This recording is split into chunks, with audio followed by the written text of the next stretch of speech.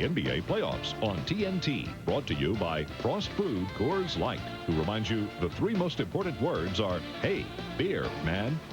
By Honda Motorcycles, celebrating 50 years with great deals during Honda Dream Days. By the new Dodge. It's about change. The new Dodge. And by Nike.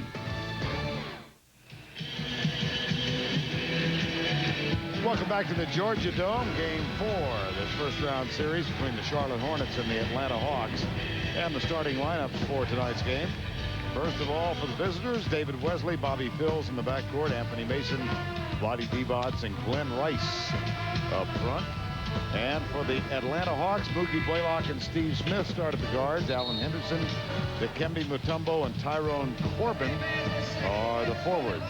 And we have been joined tonight by Cheryl Miller. Let's check in with her. Thanks a lot, Vern. I spoke to Matt Geiger, one of the Twin Towers for the Charlotte Hornets, obviously in street clothes, will not be playing in tonight's game. Matter of fact, he's only played in 4 minutes of this series due to a pulled hamstring in his right leg. He said the hamstring is feeling better. He's looking forward to Sunday's game. Now, I asked him, has this put a strain on his relationship between him and Coach Cowens? He said definitely so. It's been very frustrating. He felt that Coach Cowens at times questioned his manhood, but he said, Cheryl, the bottom line is we put it behind us, and that we're looking forward to hopefully Sunday's game against the Chicago Bulls. Back to you, Bernard. All right, Cheryl. Man, it's a lot of manhood testing going on. Last night was all about manhood. I think the names oh, my goodness. Johnson and Mourning, and Alonzo Mourning did away with the mask last night, sent it down here to Tyrone Corbin. Oh, my. Alonzo looks better than Tyrone. I have to agree. Tyrone broke his nose in the first quarter of Game 3, so that peripheral vision problem that caused Mourning to get rid of the mask probably will bother Corbin, but we'll see how long he can go with it. He's got the ball in his hands. He's guarded by Bobby Phills.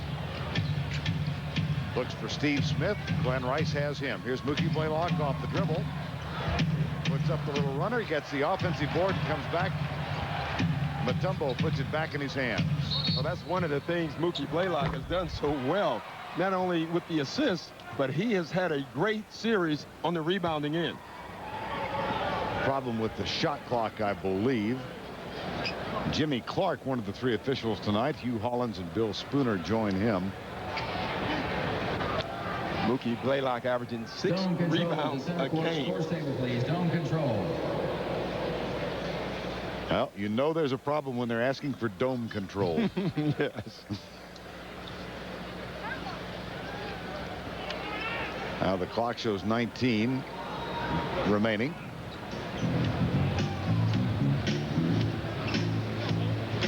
Dave Cowan's not at all sure what the problem is. No. He said, I wanted them to get to a slow start. I don't think he meant this way. Dome control. Yeah, that's a new one. That has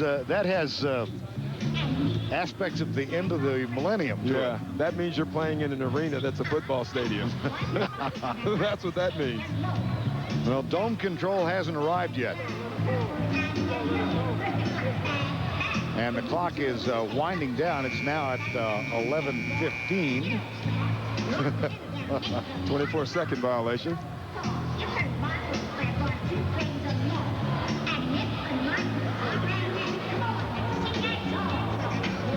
It's a rather muddy start. Yeah, I think it'll get a lot faster, quicker. You know, it's funny, we talk about this game, and game 1 and 2 and 3 have all been the same, Vern, with the quick starts from Atlanta. And, you know, we asked Dave Cowens why, and he really didn't have an answer why. He said, obviously, Steve Smith gets off to a quick start every game, but we have to play better. We have to make shots, and there's really no explanation for it. He said the guys run out of the locker room, they give each other a big rah-rah speech, and they all look fired up, but then they come out and they start out the game flat. Well, this series started last Thursday in Charlotte. The Hornets were down 17, came back and won. They were down 15 in game 2. They fell behind here the other night, and they were just horrid. Well, it's one thing to fall behind at home when you have your home crowd. So when you do make a mini run, the crowd gets behind you and you get energized. It's another thing to fall behind on the road. And that's the other thing Dave Cowan said. Said you don't want to fall behind ever, but we cannot fall behind again in this game. I think Dave Cowan is tired of playing out of a hole. Charlotte Hornets shot 34% in that loss here, and they equaled an NBA playoff record scoring low of 64 points. Yeah, at this pace, Vern, I'm looking across. I think the players are going to have to get a basketball and start doing layup drills to get loose again. I'm more concerned because I saw Jimmy Clark behind the basket messing with wires. So that's a problem. Well, dome control, there's Jimmy Clark. How long have I been in the business? I've told this story before, but I covered Jimmy Clark when he played guard for the University of Texas. And you told me he was a heck of a basketball He was good, absolutely. Has a son who is a golfer at UT. Now we're set. 11:36, 19 on the shot clock. We did a good job filling there, Vern. You're getting to be a veteran of this business, aren't you? Wait till we do a 45-minute fill. That's when it really gets to be fun. Jump ball between Alan Henderson and Bobby Phillips. Alan Henderson honored tonight before the game began as the most improved player in the NBA this season, so voted by a national panel. Yeah. And most deserving. Yeah, I was so happy to see him get that awarded, especially with the problems that he had last year. Kristen Leitner had the best line. He says, what does that make me, the most unimproved player? Alan Henderson missed 51 games last year because of viral pancreatitis. It was very serious. Here's Smith with the jumper. Nope, put back from Mutombo. Well, if you notice in game 1 and 2, they really didn't establish a low post game. In game 2, Lenny Wilkins decided we're going to pound it down to Mutombo. Doesn't want to do that anymore. He said let it come to him. Found it interesting. He said he didn't want him to have the pressure of missing 2 or 3 shots early on. Well, I say make them. Anthony Mason. No pressure. Pretty good answer. Anthony Mason for 2, and we're tied. Well, that's the other thing that Charlotte felt that they didn't do was attack the basket. They thought that they took a bunch of jump shots. You can see their first basket is a layup from Anthony Mason. Here's Mutombo, and Divac puts a body on him. Phillips comes with the double team and gets the rebound off the miss. David Wesley, he penetrates. Blaylock is back there. Good defensive job by Blaylock. He is such a great defensive player. But, you know, I like that, what Wesley did. At least he's attacking, and that's what he has to do. I was talking to him before the game. He said, if I just try to run the offense, Mookie will eat me alive. If I attack Mookie, I have a chance of being successful. Mason puts a body on Alan Henderson. Henderson goes baseline and gets the bounce. And a 4-2 lead early on here for the Atlanta Hawks. They owned Charlotte in the 4 games in the regular season. Absolutely owned them. But then dropped the 2. And the first illegal defense called by Hugh Hollins tonight. Touch Alan Henderson just a moment ago. Well, Alan Henderson down on the post. What the Charlotte Hornets are most concerned with him is in transition. He gets up and down the court. But they're really using him as the post player. Mutombo's struggling on the post. They need a post game. And thus far in this series, it's been Alan Henderson. He's shooting 51% from the field. Wesley will inbound. And the clock at one end is not operating above the Charlotte basket. That may have been the clock problem that dome control couldn't solve. See, if I'm Dave Cowens, I don't like that because that's an advantage for the Atlanta Hawks. 2 points. Mason hits another one. I would think so. If I'm Dave Cowens, I'd tell them to turn off both clocks. Mason with a good start. The clock is operating above the Atlanta basket. Here's Mutombo and Divac. Back to Smith. After the pump fake, puts it up left-handed in the lane. Well, I guarantee you, that's not the type of looks that they want to give Steve Smith early in this game. Glenn Rice gets his first shot. Well, you can see the adjustment Charlotte has made. They're spreading the court a little bit more. They're making it tougher for Atlanta to trap Glenn Rice on the post. They're making the run longer. Now Mookie Blaylock sets up left side. And Divac came out to front. They throw it over him. And it's a turnover, Atlanta. Here's Mason. Hit his first 2 shots. Vlade Divac gets his first basket tonight. Divac has had a great series. Going into this series, everyone marked in the matchup advantage Mutombo. But thus far, it's been Vlade Divac's series. 22nd timeout is called by Lenny Wilkens. Steve Smith on that last Atlanta possession. Well, you can see the problem right there. They had 3 guys on the triple team, and that allows Steve Smith to go right to the basket. That's just a misplay. And Vlade Divac, the one thing he's done well, if you watch, he brings his body first into Mutombo, taking away Mutombo's ability to block shots. Look at the front court players. And that's some great shooting. 2 of them just under 60%. In the first 2 games, they controlled the interior play. Yeah, they really did. And you knew Mason and Vlade would shoot the ball well because they're shooting closer. 54% from Glenn Rice to me is unbelievable because those mostly are jump shots or through double teams. But he did have a 3 of 13 night here in game 3. Now Alan Henderson, 8-6, Charlotte. Rice guards Smith. Shot clock at 7. Double team from Wesley leaves Blaylock open. That's going to be short, and the rebound into the hands of Anthony Mason. But you can see Charlotte right away. They double teamed Steve Smith twice already early. And Blaylock, or rather Wesley. That's Bobby Phills. Beg your pardon. Alan Henderson, his first Hawks team foul of the first quarter. First foul on Henderson. Now watch, right when he makes a threatening move, you'll see a double team coming from Wesley. And that's a great recover by Wesley also, getting back on the shooter. Now Bobby Phills at the free throw line.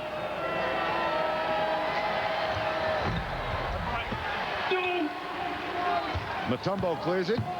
10-6, Charlotte lead. Nearing the 8-minute mark of the opening quarter of play. Atlanta Hawks facing elimination. They trail in the series 2-1. They come in with the number 5 seed. Here's Blaylock crossover dribble. Mutombo cutting. And another Atlanta turnover. Phills. Travel. 3 turnovers apiece now. Yeah, and that's what you call no spacing on a fast break. Everybody was bunched together. There was no room to make the pass. Charlotte 34% on this floor Tuesday. They've forgotten about that with a quick start tonight. 5 of 6. Now Blaylock drives it. Reverse layup. Too strong. Another rebound for Charlotte and Glenn Rice. That's the 3rd time Mookie Blaylock has been able to get to the basket. But he's missed all 3. All 3. 10 seconds. You can hear the announcement from the PA announcer. Here's Corbin. 3-on-3. Blaylock. Tyrone Corbin. No. Mason with a rebound. Charlotte will run. Here's Rice. Quickly over Smith. Phil's big rebound. Too strong. Mutombo. And Atlanta wants to run. Here comes Blaylock. And they'll get it to Steve Smith. Rice and Smith. Blaylock. 3 points. Well, I think that's a good gamble from Charlotte. David Wesley is going down the trap, and they're going to make Mookie Blaylock make threes. He's only shooting 28% from the three-point line in this series. I think it's a smart gamble. Better him making them than Steve Smith taking them. Now Blaylock now 6 of 19 in game 4 in the 4 games. Divac with that soft jumper, no good. And a chance for Atlanta to reclaim the lead. Winner of this series gets Chicago. Bulls swept New Jersey. Mutombo, 5 on the shot clock. Smith way outside, goes by Phil's. Mutombo, nice job. Whoa. That's a case of just being taller than everyone else. Atlanta back up by 1. Mutombo 5 rebounds already. That's the one area he has dominated in this series. He's done a terrific job on the boards. Divac finds Mason. 5 seconds on the shot clock. And a miss from the corner from David Wesley. Here's Mutombo. Alan Henderson. Mason knocks it out of bounds. Clean block. Atlanta inbound. Yeah, that's nice defense from Mason because he was beaten, but he didn't give up on the play. Got his hand in a deflection.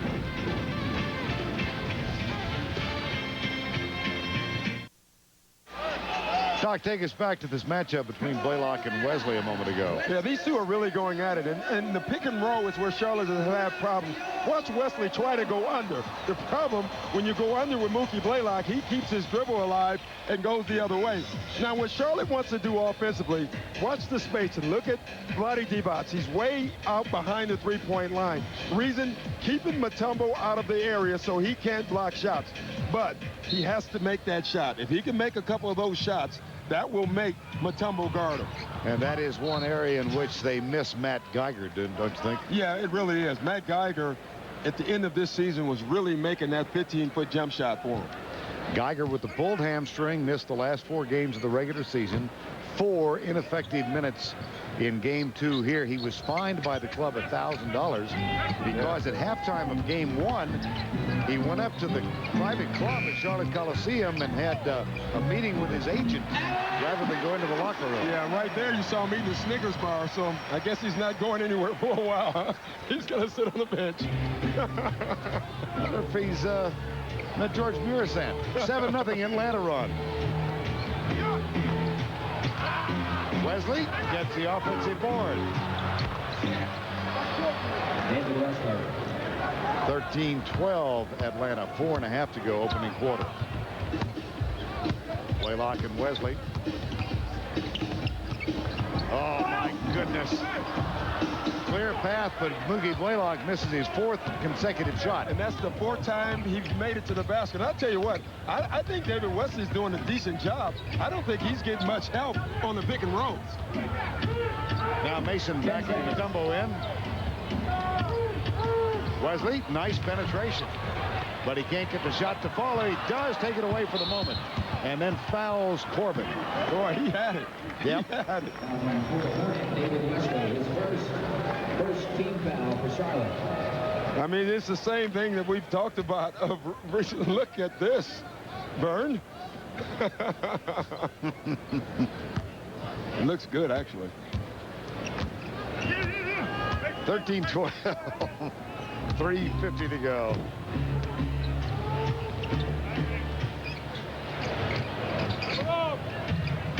Corbin with the mask because of the broken nose. Blaylock hits one. 1 of 5. And that's the 5th time. Already, he's made it all the way to the basket, and all 5 have been off of pick and roll sets. Now Blaylock picks up Wesley, and they look inside for Mason. Alan Henderson. 10 seconds. 10 seconds on the shot clock. Mason misses. Mutombo with another rebound. That's 7 first quarter rebounds for Mutombo. Steve Smith and Glenn Rice. What an epic battle they had in game 1. 35 and 34 points respectively. And this time the basket will count and Smith will go to the line. Well, that time he really didn't see a double team. So right now, Charlotte's struggling guarding the pick and roll, and I know Dave Cowens wanted him to double team, and there was no double team.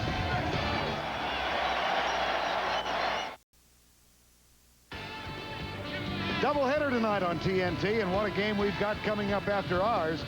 The Utah Jazz trail the Houston Rockets. That's a 1 seed against an 8 seed. And game 4 tonight from the Summit. That'll be the second game of the doubleheader. Karl Malone leading the Jazz with a 24-point average. Elijah Wan averaging 20.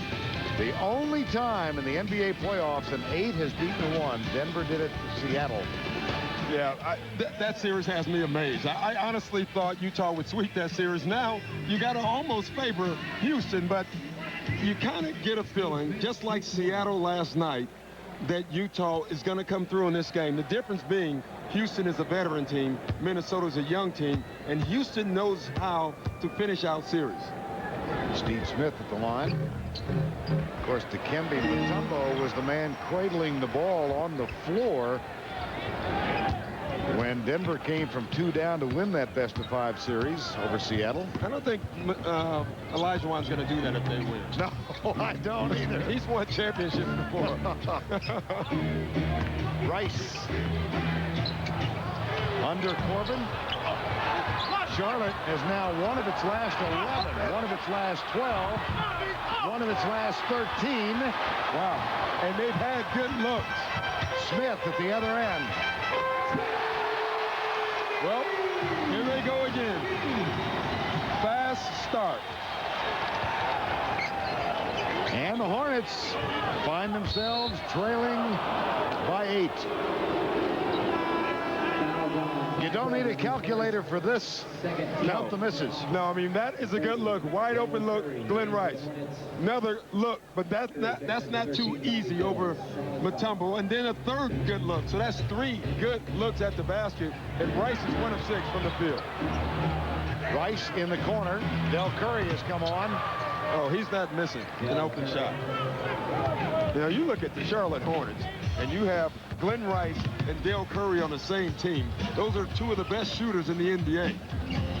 So voted in that players poll published a little over a week ago. Rice #1 and Curry #2. Here's Smith. Oh, yes. Christian Laettner getting ready to make his first appearance in the game. Steve Smith has a quick 7 points. Del Curry. Mason got away with a bit of a shove. Yeah, he did. But right now, the same thing that happened in Game 3. The Hornets are getting good looks, not making them. Anthony Mason brings it up. Henderson trailing. Mason protects the ball. 8-point Atlanta lead.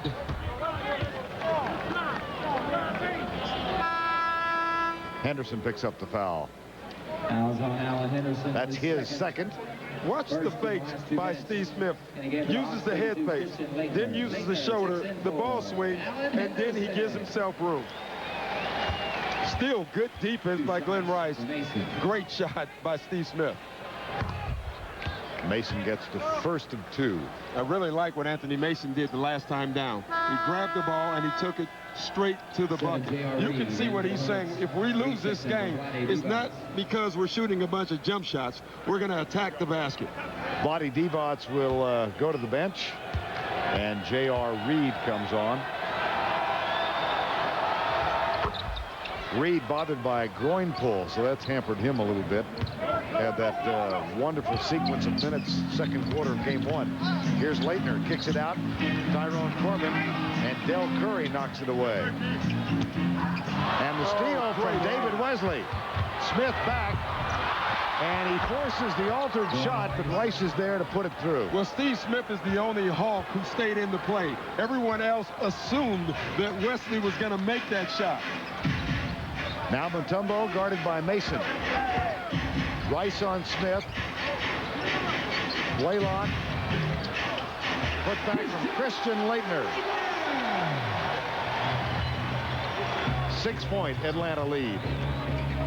Final 34 seconds, first quarter. Rice. Blaylock leads the league in steals, and he got one there. Triple team. Blaylock off the screen from Corbin, but settles back from Mutombo. 2-second difference shot clock in game clock.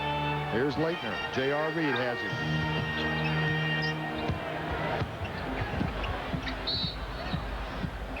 J.R. Reed got him. Fouls on #7, Hornet J.R. Reed. That's a steal from Wesley, Doc. Yeah, it was great hands. You'll see him just play the passing lane on Steve Smith. Gets the ball. Now watch, you see all the Atlanta Hawk players stop. The only one running back, Steve Smith. One more guy, they might have gotten that rebound. That 3-pointer off the mark for Mookie Blaylock, and we have reached the end of 1. Well, Steve Smith wanted to get Atlanta off to a quick start, and he has done so. 7 points on 3 of 6 from the field. 3 to play from the Georgia Dome, and the Hawks up by 6.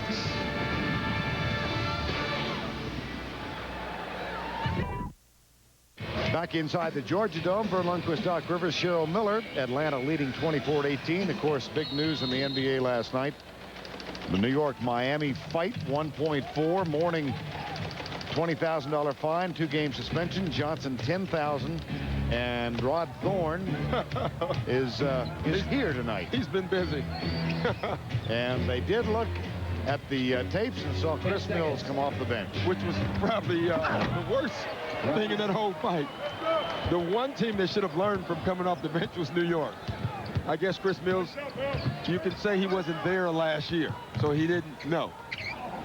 Charlie Ward told me last night after the game in the Knick locker room, they saw Mills start out. They tried to get him back, and they were hoping no one else had noticed. They always notice. Yes, indeed. Here's Rice.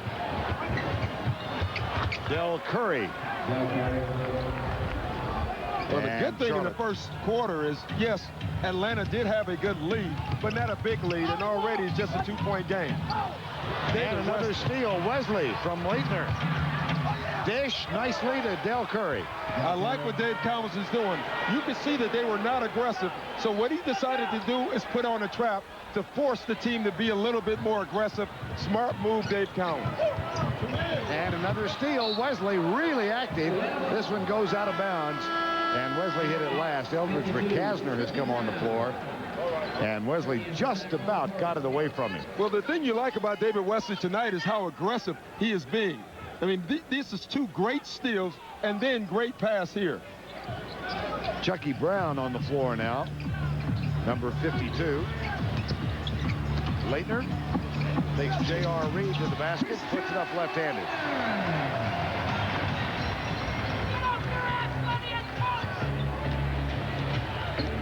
Now Wesley and McCasner at the other end. Hawks by 2, early second quarter. Curry. 10 seconds. Mason. Under 10 on the shot clock. Curry for 3. Nope. Mutombo. And again, a disadvantage for Charlotte, the clock not operating above their basket. I can't believe that they are allowing Atlanta to use the shot clock and they don't have one. Yeah, the Charlotte Hornets having to rely on the public address announcer, who does an announcement at 10 seconds and another at 5. But that just must be distracting. Well, it's tough because you always have to look down at the other end to see what the clock is, where Atlanta, they can just play. They can look up and they see the clock. I think that's a disadvantage. Now, the only thing you can think is maybe they said that's the only 24-second clock we have, but the guy at the scores table always has one. I would make them turn that clock off. B.J. Armstrong gets his first playing time tonight, and he guards McCasner. Vlade Divac's also back on the floor for Dave Cowens, and Steve Smith for 2. I mean, you think of what Dave Cowens said. He said it's not like he's making easy shots. I think we're doing a pretty good job on Steve Smith. That was a tough shot. Steve Smith with 9 points. Divac and Mutombo. Illegal defense. That's the second called against Atlanta tonight, so we'll shoot a technical. Well, the one thing that the Hawks did not do game 1 and 2, they really didn't want to double team. The thing they did in game 3 is they double team. It caught Charlotte off guard a little bit, and it had an effect. Charlotte is ready for the double team tonight. You can see by the way they're spreading the floor. Rice shoots the technical. Glenn Rice will get the technical.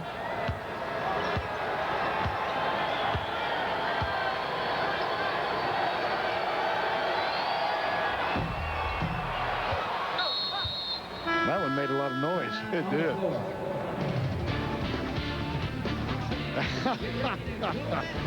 Don't need a caption for that.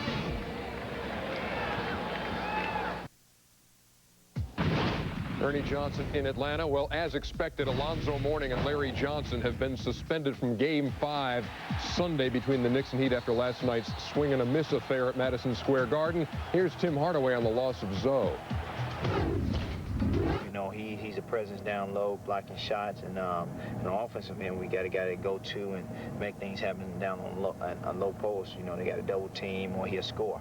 So we losing a shot blocker and a guy that can score. Zoe and LJ 2 games apiece plus fines, and Chris Mills came off the bench, gets a game and $2,500 as we go back to the Georgia Dome to Vernon. Doc, who comes out of this a better Sunday? I think, honestly, the Knicks do. I think because you lose Alonzo Mourning, who's a dominant player. You agree with that, Vern? Yes, I do. Yeah. I thought the loss of Chris Mills might equal the negative impact on both, but not so sure. No, Chris Mills has not done well in the series to begin with, so. Rekasner, yes! I'm telling you, Vern, if he shoots a layup, I call a timeout if I'm Lenny Wilkins and tells him to back up. He's shooting 67% from the three-point line. Now 7 of 10 in this series from three-point range is Eldridge Rekasner. So I can make an adjustment, and that's 70% now. You figured that out? Yeah, that's pretty good, huh? That's that Marquette education Yes, again. Once again. I'm glad to know you were going to class. Sometimes. 31-27. Rekasner picked up by B.J. Armstrong. Now Leitner, Smith wasn't ready for it. Another Atlanta turnover, that's 7. B.J. Armstrong looks for Glenn Rice. Smith and Rice in the post. 10 seconds. 5 seconds. That one knocked out of bounds. It will be Charlotte ball. 3-point shooting in the series. Look at what they've done. Yeah, it's amazing. And the guy who is shooting the worst is taking the most three-pointers. And he's coming back on the floor right now. Mookie Blaylock back in the game. That's the one area that has definitely affected Mookie's game is by pushing that three-point line back. I think that has affected him somewhat. Steve Smith will get the rest. And he does so with 11 points on 5 of 8. Here's Rekasner, B.J. Armstrong, Rekasner.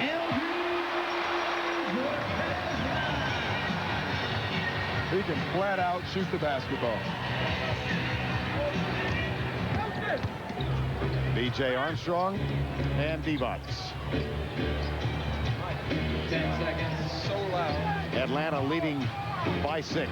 Another turnover. Here's Blaylock. They do not have numbers. Chucky Brown on the baseline finds Leitner underneath for 2. Timeout, Charlotte. Off the bench, Steve Smith.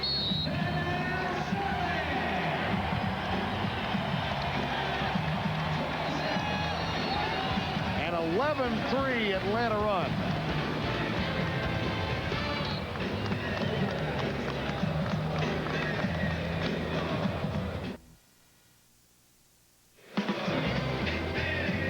Alan Henderson took over as a starter when Christian Leitner sat out a game with illness and started the remainder of the season and really played well. He really played well. And I think as the season went on, he got stronger. First full season, he's been able to play without an injury or without a health problem, and he is showing that he can play. You know, last year people talked about Alan Henderson. They said, well, I don't know if he's that good. Lenny Wilkins said from day one, this guy can play, and here's the award. Earlier tonight, presented the award for most improved player. Rod Thorne here to do the honors. Well deserved. Yeah, it really is. And he's such a good kid. You know, he talks about when he finishes playing basketball, he wants to go to medical school. Dad's a doctor back home in Indiana.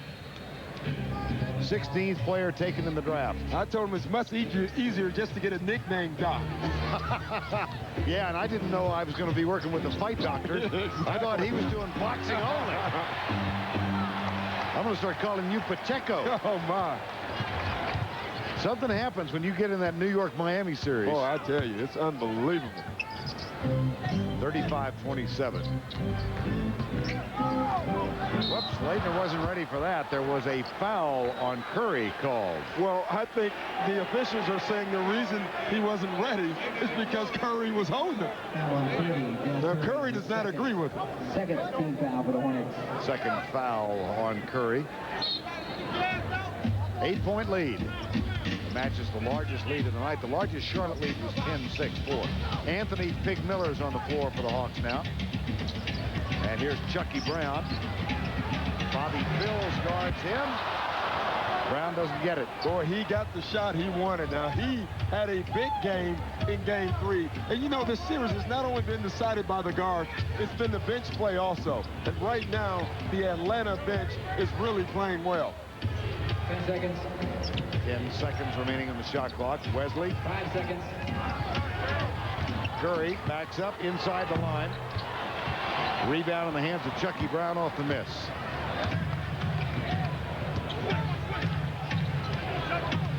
Leitner, Blaylock, Brown, Miller, and Rakasner on the floor for the Hawks. Bobby Bills and Wesley, Divac, Del Curry, and Anthony Mason for Charlotte. Divac's rebound.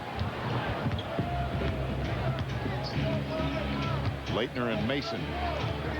There's no love lost in that little matchup right there, I tell you that.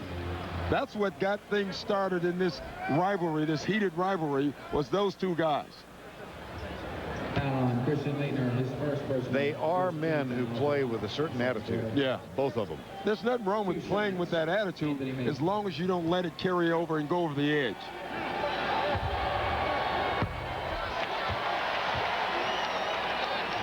And right when Leitner walked in the game, you knew Mace was going to go straight down to the post. He loves challenges. So does Leitner. Mason misses two. Bills goes for the steal and gets it. Curry spots up for three. Near side, they can't get the ball to him. Mason cuts, and Leitner fouls him. Larry Divac is just one great passer for a big guy. Doesn't get a lot of credit for it. You know, people call him finesse player. He is that, but he can really pass and handle the basketball for a guy his size. 3 in a row for Anthony Mason. Misses. 2 of 5 at the line tonight. Vlade Divac, then Rice rests for the moment. Couple of clankers. Yeah, I think each one got worse. That's mental. And it may weigh on him the next trip he's there.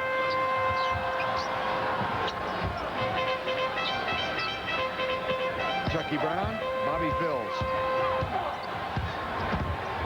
Good job by Brown. Gets Rakasner freed up. But he can't get the three to go down, and Charlotte has the pace of the game has slowed down a little bit now. Here's Bills. Well, the game is starting to get sloppy.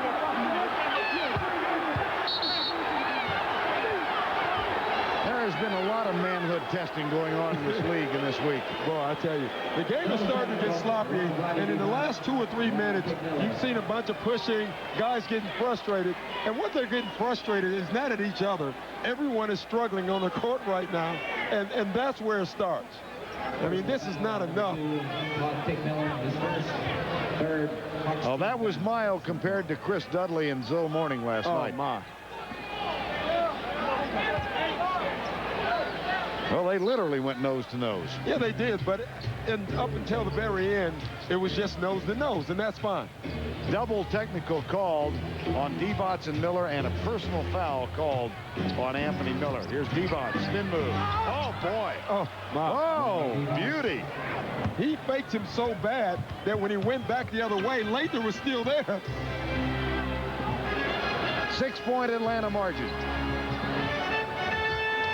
Blaylock.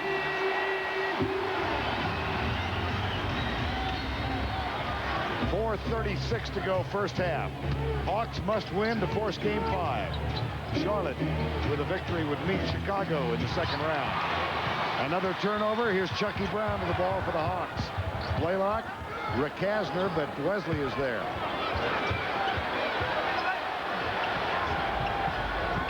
Now Blaylock comes back outside.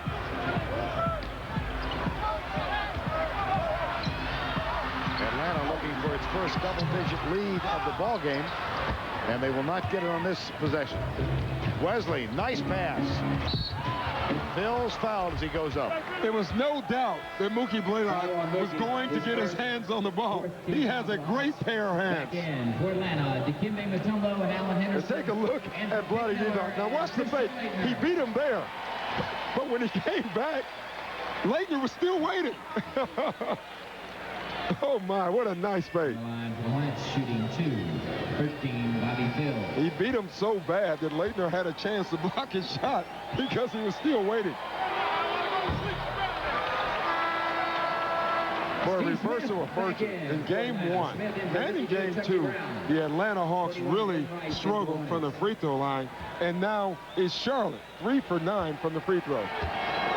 They have thrown up enough bricks to build the wall of a house here in the first quarter. This is ugly. First half, rather. 37-29.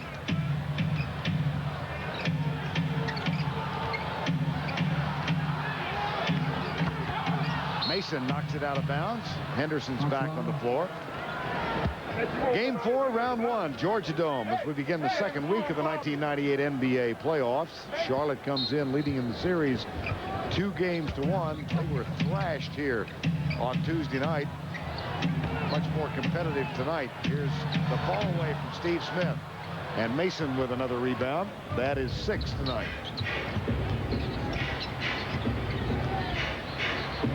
Bobby Phills for Charlotte. Mason, strong move off the dribble. Smith stripped him of the ball, I think, or did he lose it? Yeah, another strip. I thought it was. Blaylock. Over Divac, who thought he got kicked. He did. But Divac was under the basket, and that's why there was no whistle. 22nd timeout called by Charlotte.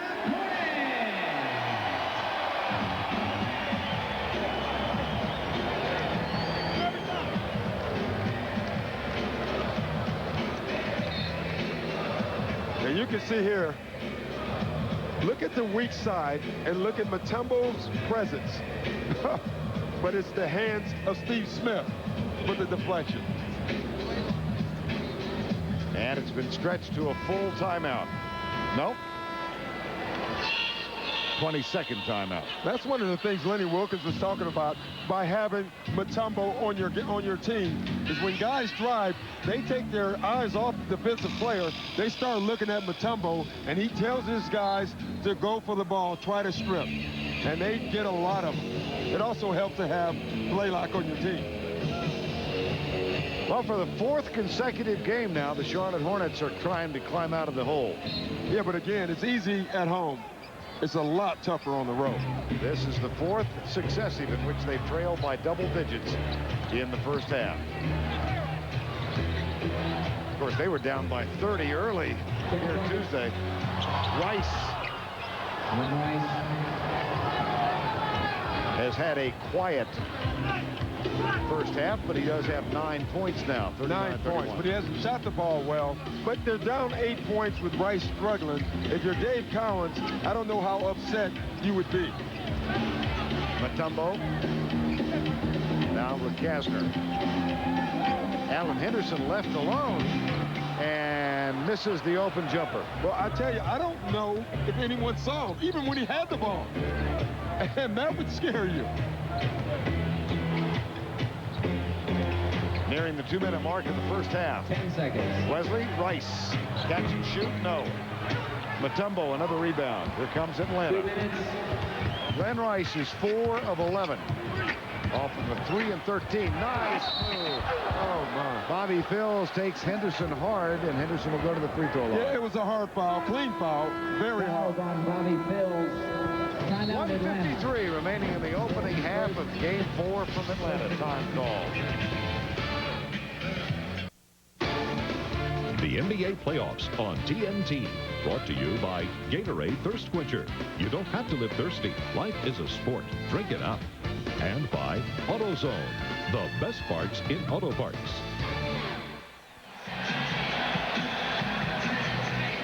Downtown Atlanta, Turner Field, of course, home of the Atlanta Braves in the Olympic Stadium. We're not too far away from there, inside the Georgia Dome. I got a secret for you, Vern. This is how you become the most improved player in the NBA. I want you to take a look at this. Where are the defenders? No one guarding Alan Henderson. But you got to make the shot. Yeah, if you're the Henderson family, you're going, oh, my gosh. Oh, my. Now I understand what a good look is. Been trying to define that for a couple of weeks. That's a good look. It was so good that I'm sure he was surprised.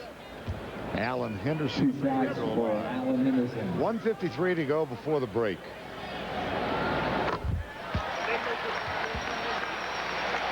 Thanks a lot, Vern and Doc. I'll tell you something. Dave Cowens out of the timeout, very upset about that. Really wants Vlade to establish himself down low, make a bigger target, and at the defensive end, Doc, like you like it, hit the cutter. Yes. Put somebody on somebody. Back to you guys.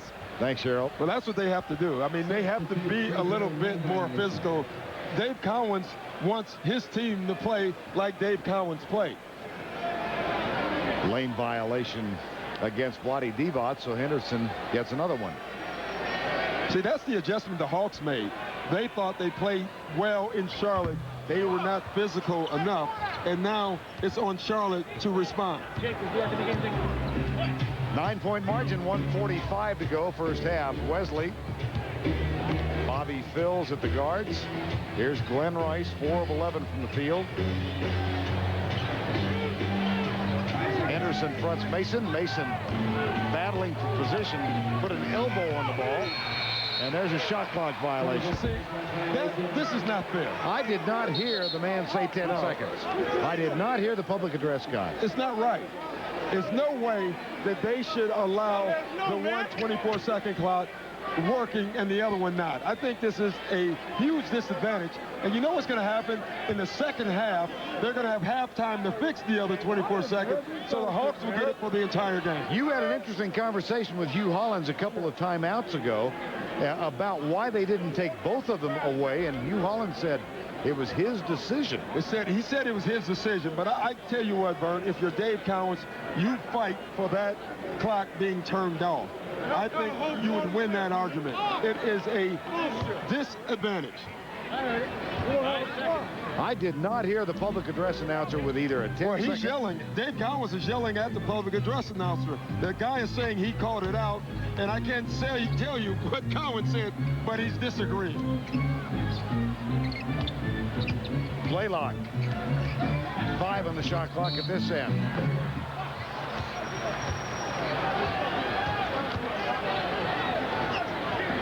And Jimmy Clark with the foul. I think they got Vlade Divac. They did. That's his first. Tyrone Corbin. Well, Tyrone Corbin is going to come back on the floor, and he is without mask. Yeah, he was bothered by it the same way Alonzo was. The difference is that he just has a broken nose. If he gets hurt, obviously it's going to hurt bad. But Alonzo, the entire cheekbone, he had no choice. They can do that. They can do that. But I can't tell you how much of a disadvantage not having a 24-second clock on your end is when the other team does.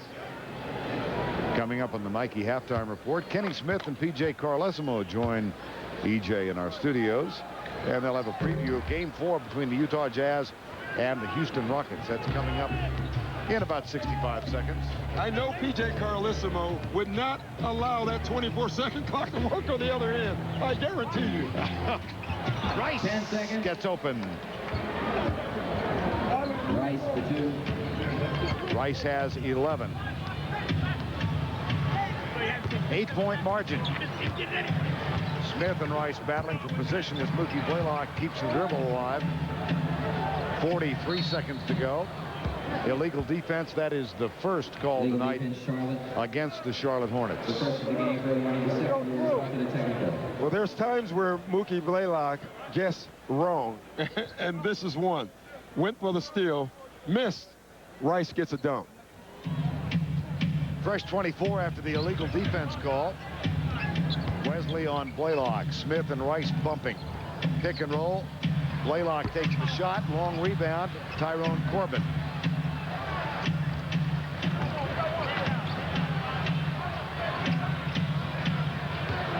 Steve Smith comes back outside.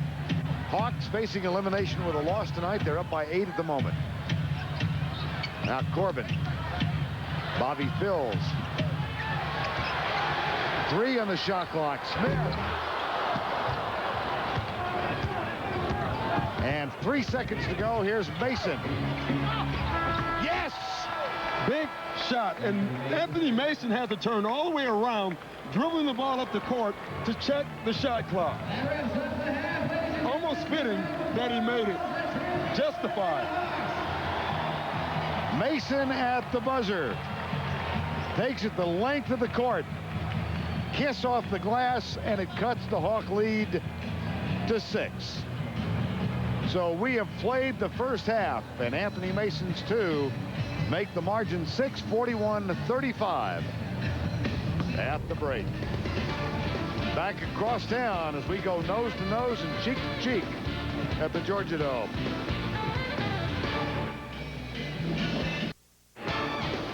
Well, they've played 24 minutes at the Georgia Dome in downtown Atlanta, and it's a 41-35 Atlanta lead.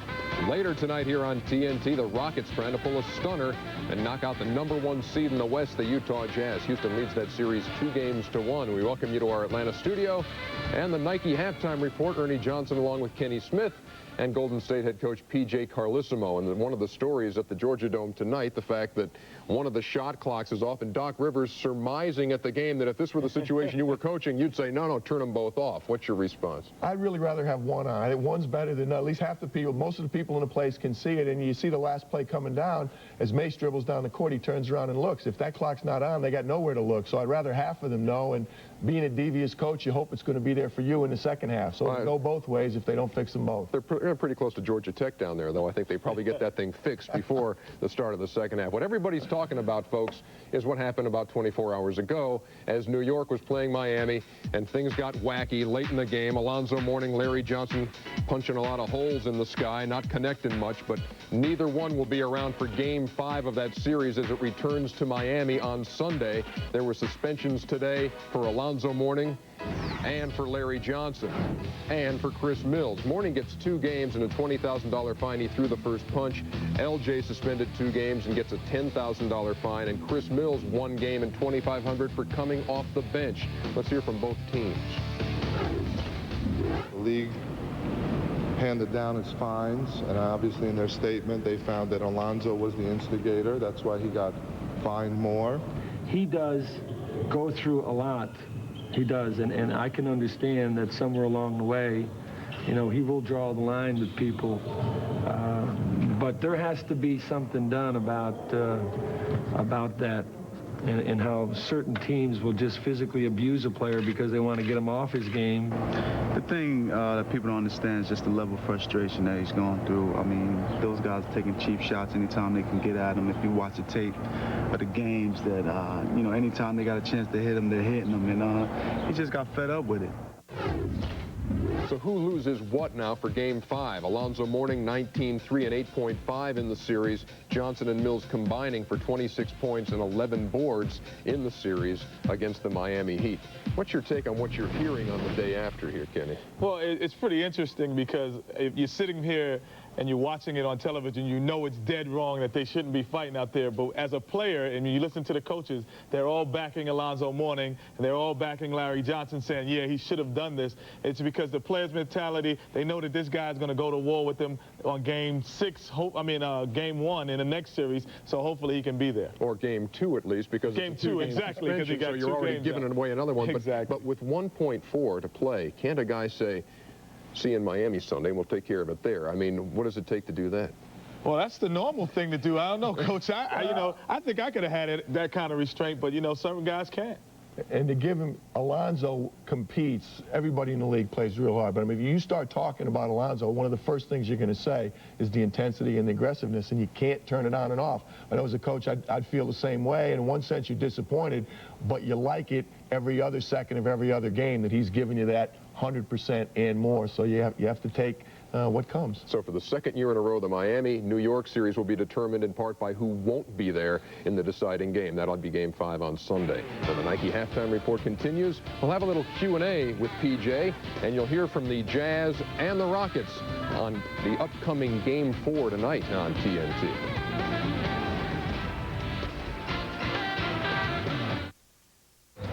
And welcome back.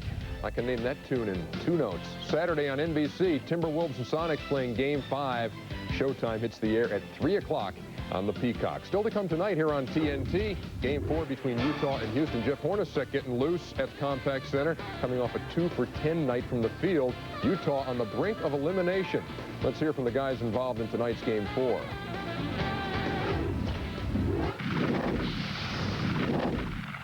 This is the 4th game of the series, and if we take care of business, this could be the last one. So we're very cognizant of that. We like to do it right here in our home, before our home crowd, and we'll see what happens. I think each player, even though we're a team, each player get themselves ready to play, whatever it takes. And we realize there's no tomorrow if we don't win. So I don't think you have to huddle nobody in and give them a pep talk and a meeting. I think you should be ready to play. I hope our players realize that if they don't play hard, we're going home. We're going home to stay. Nothing runs like a deer. Meantime, the Utah Jazz, comparing their numbers in the season and the playoffs, see how far down they are. 93 a game, field goal percentage down after leading the league. Same deal from the free throw line, and the rebound difference. Now, what's going on with this team, and do they stave off elimination tonight, guys? Well, I still like their chances.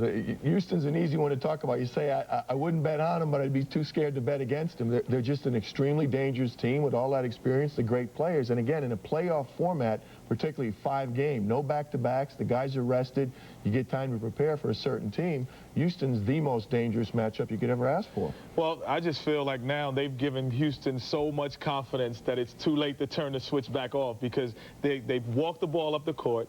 They don't really force you in the defensively in terms of Utah. So now that plays right into Houston's hands, and now they got the dream rolling. He had 28 points the other night. It's too late now. Well, we have a second here, PJ. Let's talk about your future right now. And it was 5 months ago. This is May 1st, back December 1st, the incident that changed your life and your career. How do you characterize that now, the Latrell Sprewell situation? Well, it was an unfortunate incident. It was something that you hope you never have to go through, but we did, and then you have to deal with it. It was a very tough thing for me, obviously for Spree and for our organization, but it's something that we're trying to put it behind us as best we can. I know Spree's anxious to get back and play in the league, whether it's for Golden State or whether it's for somebody else, and same thing for me, but it's hard because it's something that will constantly be revisited. The speculation, or the perception at least, is that this town ain't big enough for both of you, that you cannot coexist. Now, that's not true. I don't think it's the best situation, and I think Spree would say the same thing, but if we have to coexist, we will. Probably not the best thing for either one of us, though. Well, Coach, let's say if all of the mayhem that went on, and I'm a free agent myself, let's say, and you want to get me there, I'm kind of thinking, I don't want to go there. What would you say to convince me to get to Golden State now? I think we'll sit down, Kenny, I think with any of the free agents that are looking at our situation, and I don't think that's going to be paramount in their decision. If a guy is a close friend of Spree's, yeah, I think it's going to be a little bit of a tough sell. But I think for the average player, I think they're looking at the market. I think they're looking at opportunity to play. I think there's certainly going to be financial considerations, and I think we've got the best city, and now we've got a franchise, I think, with the commitment from an owner, with a brand new building, a great practice facility, and some real good young players. I don't think it's going to be a difficult sell for us for most of the free agents that are out there. PJ Carlissimo and Kenny Smith joining us tonight here on TNT. Third quarter is coming up soon, and they're trying to work on the clock down there, and I don't know how much success they're having. And my watch just stopped. By golly, we'll be back.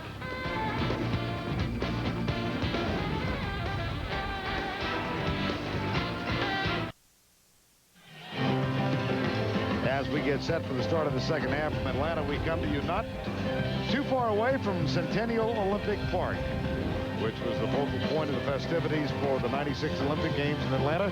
The Hawks leading 41-35. We had a full 15 minutes of scoreboard maintenance on the clock that was not working at the, what was then the Charlotte end of the court. They've fixed it now, so. Conspiracy. Conspiracy theory going on here.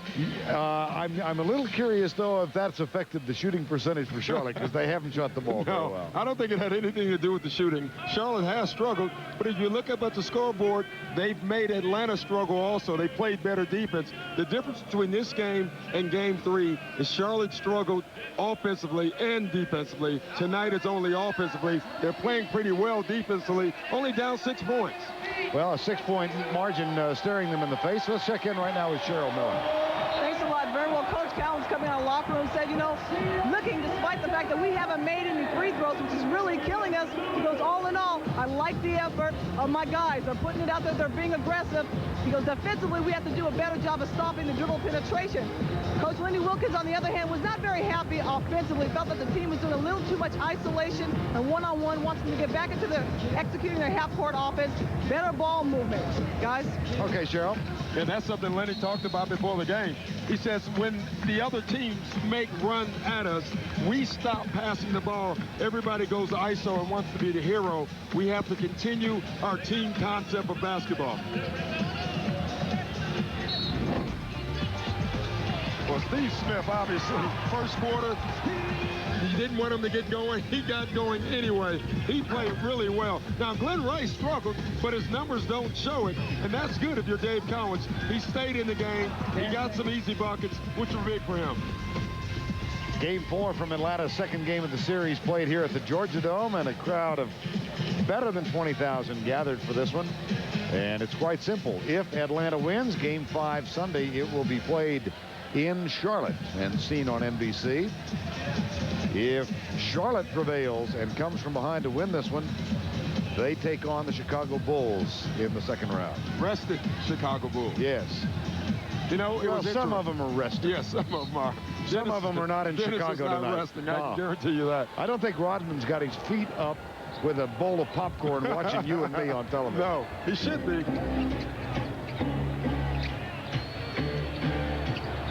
You know, one thing Anthony Mason talked about in Game 3, he said his team played like they were up 2-0. They had no sense of urgency. He said, you have to go out, close it out.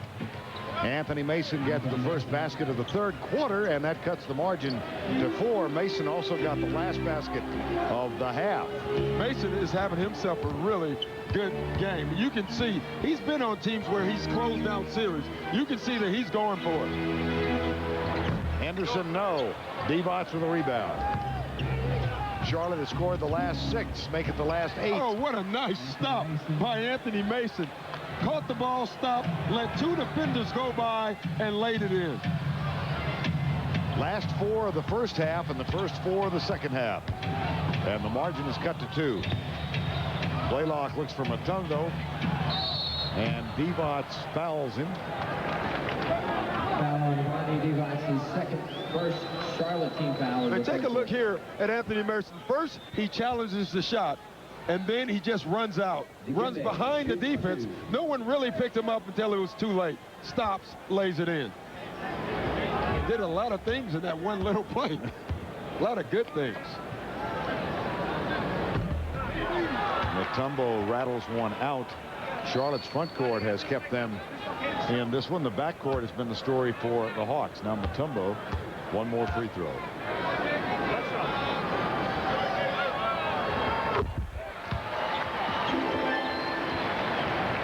Three-point game. David Wesley picked up by Blaylock. Here's Bobby Phil. Steve Smith now guarding him. Rice penetrates. Henderson's on him. Loses the ball, and Divac gets it. Here's Phils for 3. No. Rebound Corbin. Tyrone Corbin playing with a broken nose. Tried to go with a mask in the first half, but finally said to heck with it. I'll take my chances. Yeah. Mutombo double team. Wesley, that leaves Corbin open for 2 actually. And Mason with the board. And I asked Tyrone Corbin, you know, he's been struggling offensively. He said, why? He said, look at number 41 on Charlotte. I have to guard him all game, that's why. And we just looked at number 41 for Charlotte.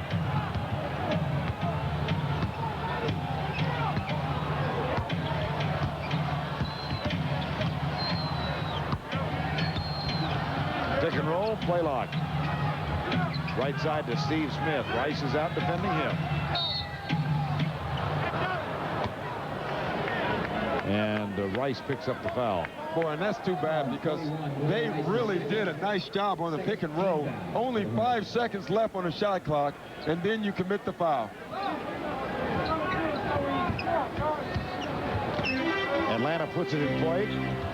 9:40 to go in the third quarter. Here's Steve Smith. Divac trapped in the corner, gets it to Henderson. Back to Blaylock.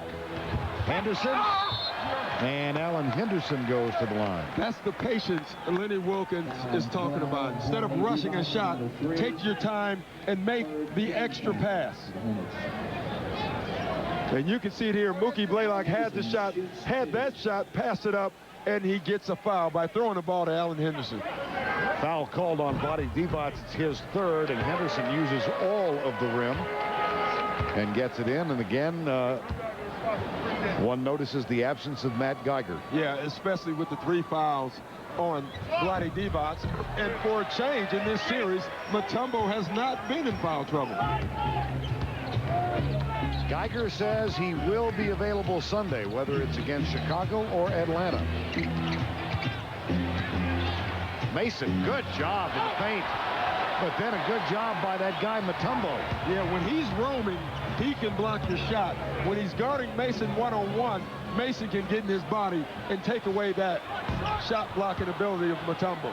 That was the third block for Mutombo and a miss by Henderson. A 3-point Atlanta lead right now, 44-41. Rice, Corbin, and Mutombo comes to help. In and out around the world. Alan Henderson with a rebound. Here comes Blaylock.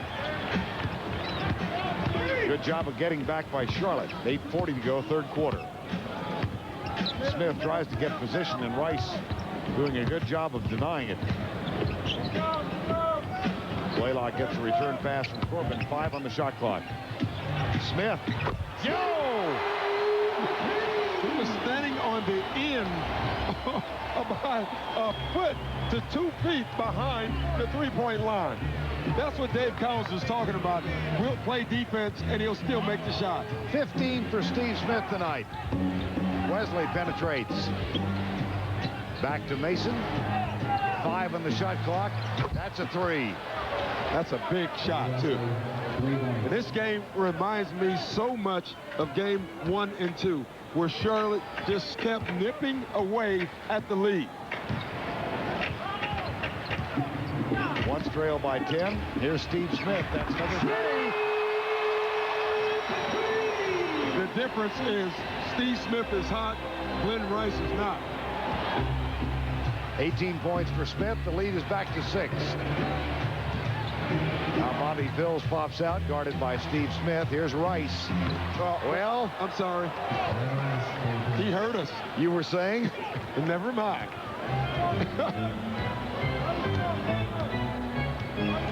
Rice was 16. Blaylock, 7:10 to go, third quarter. Here's Smith. Rice guards him. They're going to isolate.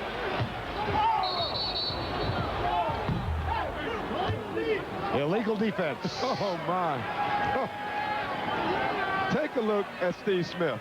Well, it was an open look, but it was a quick catch-and-shoot 3. I think Rice's shot was much tougher because he had the big hands of Mutombo. Watch the follow-through on Smith. Wow. Waving at the basket.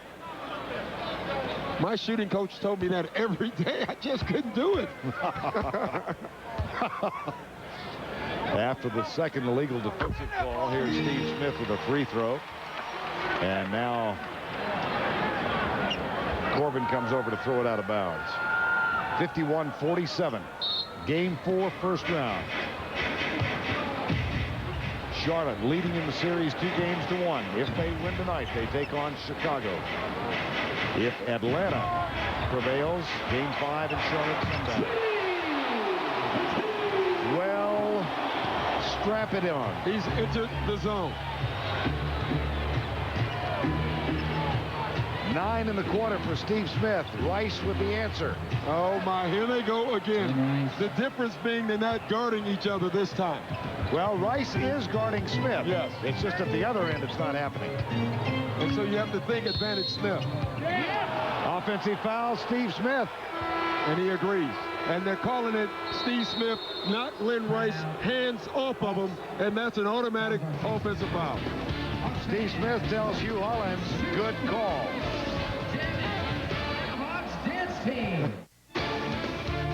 The NBA playoffs on TNT, brought to you by Dutch Boy Paints. Give your home the lasting look of Dutch Boy. And by GMC, putting you comfortably in command. There are a few seats available, but we are in the Georgia Dome after all, and a good crowd here.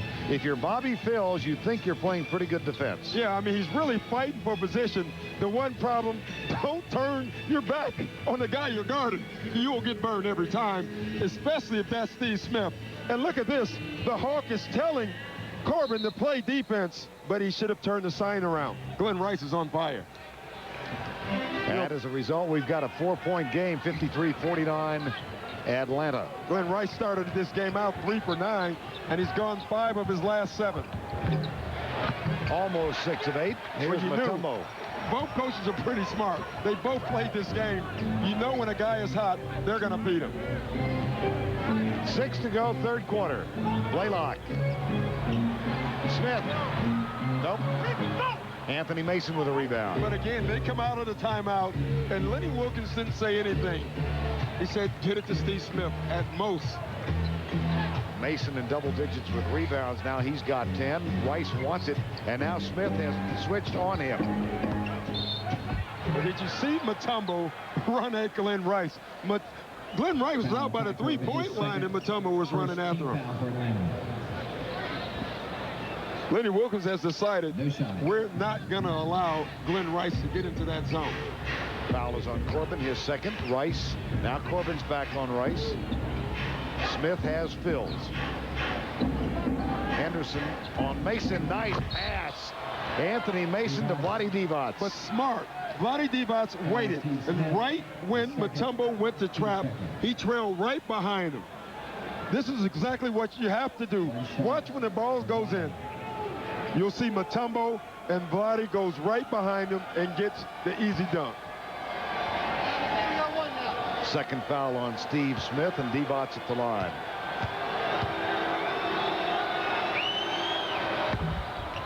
Charlotte is such a tough team to guard defensively because they have great shooters and they have big men who can pass the basketball. 1-point game.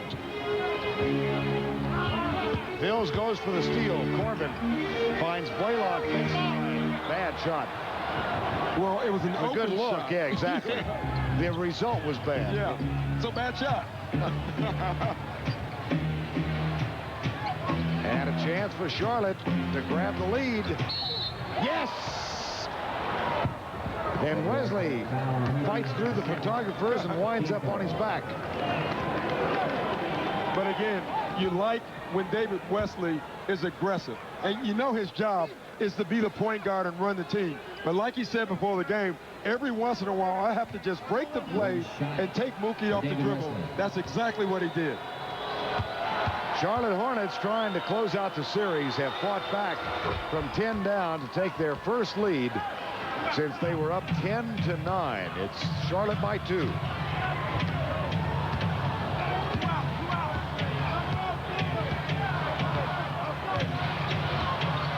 Comes Steve Smith, Rice on him. Corbin. Henderson. Mason guards him. Tough shot. Yeah, really tough shot, and he does things that I don't think a lot of people thought he could do. I think they thought he'd be a great athlete, an energy player, but he's becoming a solid performer down in the post. Now he's defending Anthony Mason. Blaylock with a double team, and that leaves Wesley open. Mutombo with another rebound. That's 14 rebounds tonight for Dikembe Mutombo. He's making a dent without scoring. He's playing like Bill Russell. Henderson from Blaylock. The key was Mookie Blaylock. Blaylock keeping the dribble alive on the pick and roll. He went back and forth on that pick and roll 3 different times. Hawks back up by 2, 57-55. Wesley. Rice. Low post left side. Here's Phils. Oh, good move. Bobby Phils. Nope. Missed it in close. Blaylock at the other end. Takes the jumper off the mark.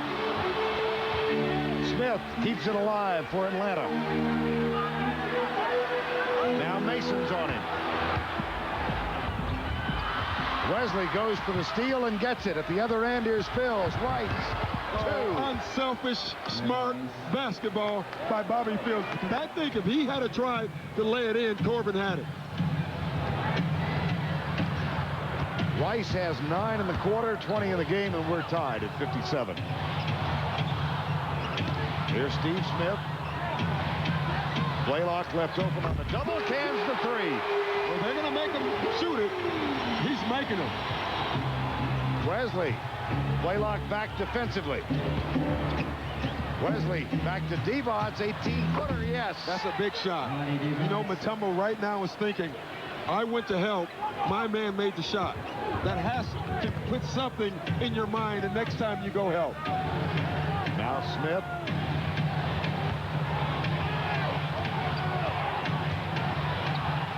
Blaylock off the double team. They're making him shoot it. He's making it.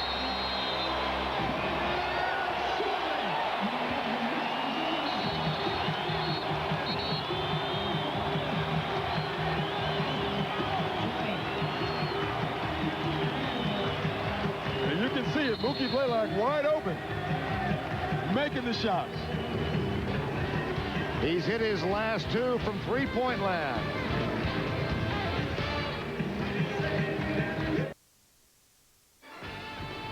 Doubleheader night on TNT, and a good one coming up after this.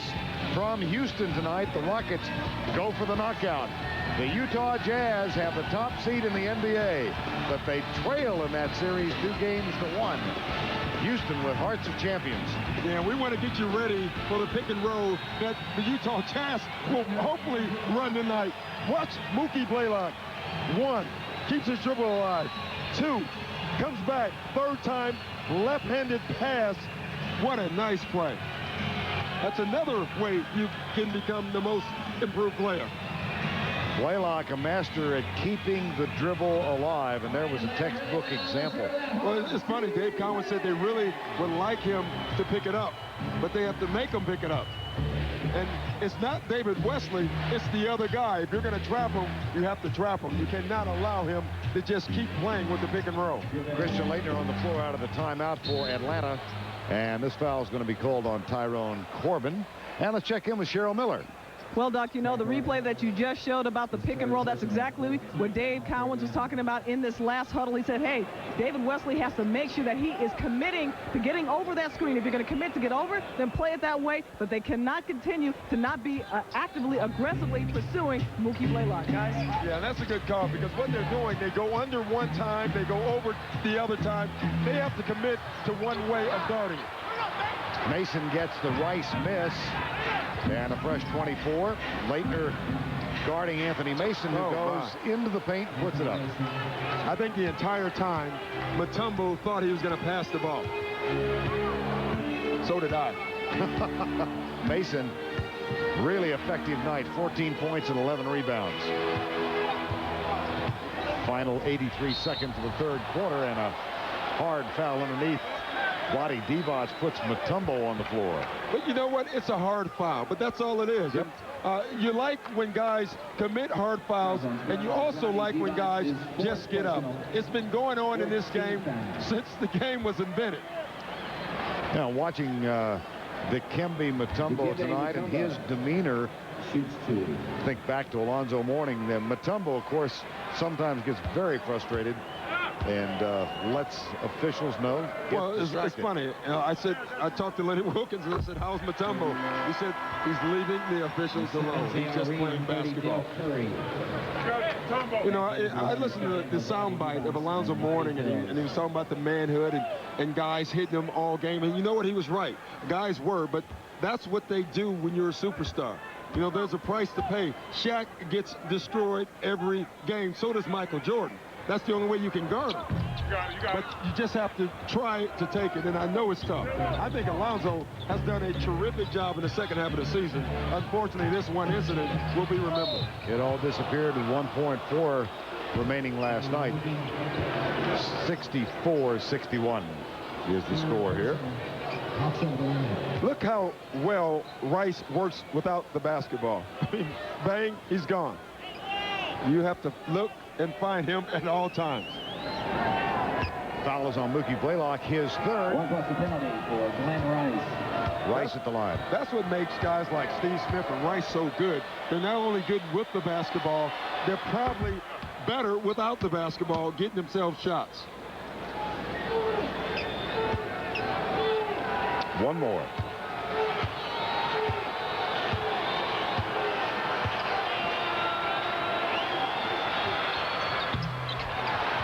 Mutombo. And a two-point game, 64-62. Tyrone Corbin from Blaylock. Del Curry's on the floor now and goes for the steal. Leitner back and saves it for Atlanta. Blaylock tried that left-handed move again, and Wesley got there. And Blaylock just got his fourth foul. And that is a big foul. I think Lenny Wilkins would have rather for him to allow Wesley to make the shot. How about the quick hands of David Wesley on that play? Well, David Wesley is playing Mookie Blaylock type defense tonight. That's the third time tonight he's got his hands on the basketball. 2 shots for David Wesley. Wesley goes to the free throw line for the second time tonight. That's the third steal for Wesley. Back in the game for the Hawks, 3, Eldridge Rakasner. For Atlanta, Eldridge Rakasner for Mookie Blaylock, and Anthony Miller comes on as well. And you got to feel good for David Wesley. I mean, we did the first game, and Mookie Blaylock destroyed him. Just had a great game on him. He responded in game 2, and he's responding again tonight. And this is a tough matchup for anybody. 10 points for Wesley tonight. Final 40 seconds, third quarter. Tied at 64. That one knocked out of bounds by Charlotte with 7 on the shot clock.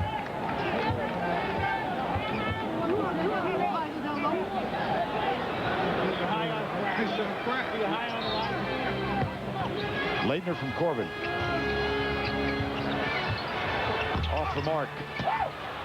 Rebound, J.R. Reed. Here's Rice. And a chance for Charlotte to take the lead. Del Curry back to Wesley.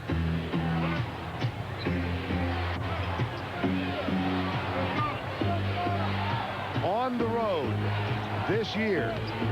Charlotte with the lead. And they've got the lead. They've lost 1 game when they've had the lead at the end of 3. That's on the road at the buzzer off the rim. Boy, David Wesley just got laid out on a pick. He's just taking a little rest. If Richard Steele was here, he'd give him an 8 count. I mean, he took a hit. Right for Westbrook. And David Wesley really, look, attacks the basket. That's what he's doing differently. And then watch the hit. Heads back down in midcourt, and boom. My. Oh, my goodness.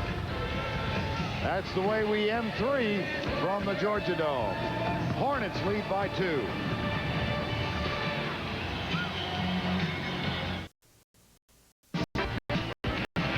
Welcome back to Atlanta, the Georgia Dome. Just on the edge of the downtown area, beside Price. Game 4, the Charlotte Hornets have a 2-1 edge in the series, the best of 5. And this year, when leading at the start of the fourth quarter on the road, they are 17-1. How about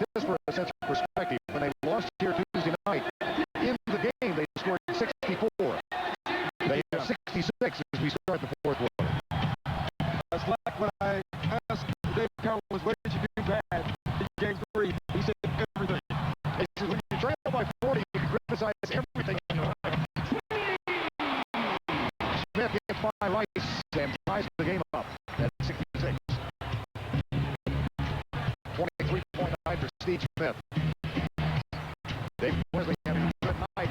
That's going to be goaltending. He really is, because that was a bullet of a pass. David Wesley from Longview, Texas. See, this is a fastball. Oh, my. I think it even curved a little bit. Here's Corbin. Leitner and Mason. Leitner, Curry starts to come and help. And Leitner off the front end. Miller missed the rebound, and Mason grabs it. 13 rebounds for Anthony Mason tonight. Lenny Wilkins has to decide now, when do you come back with Mookie Blaylock?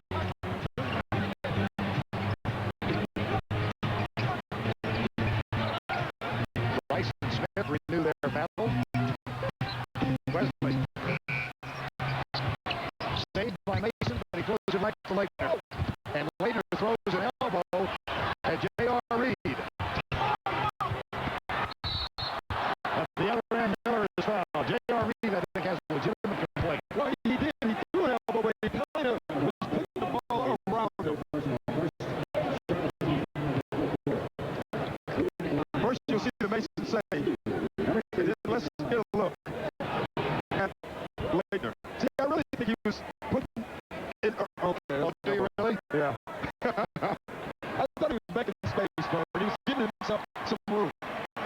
Yeah. I'm buying that. And you're buying dinner. Yes, I am. Miller with one more.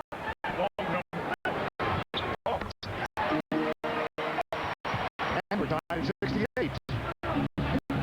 Wesley, Mason, J.R. Reed, Del Curry, and Glenn Rice for Charlotte. Mason guarded by Miller. Double team comes, and they got it with Kastner. Yeah, but again, Atlanta has about 20 deflections tonight. They're getting their hands on the ball every time Charlotte goes to the basket. They count to the Charlotte Hornets trying to close out Atlanta. They win tonight. They win the series 3-1, and they take on Chicago in the Eastern Conference semifinals. They trail by as many as 10 in the second quarter. Down only 6 at halftime, and then it's taken a lead during halftime. And Leitner and J.R. Lee go at it again. This time Leitner gets called.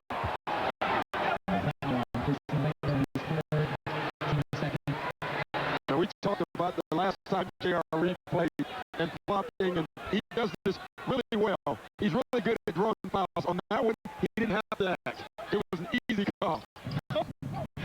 And that's Kristen Leitner. 10 goal in regulation. Here's Glenn Rice. Leitner comes to the double. Nice touch pass from Wesley to Mason. Equally nice move to get open for Anthony Mason. Charlotte's really moving the basketball. Glenn Rice, what he's doing now, he's accepting the trap. He's moving the ball. Charlotte is finding the open players.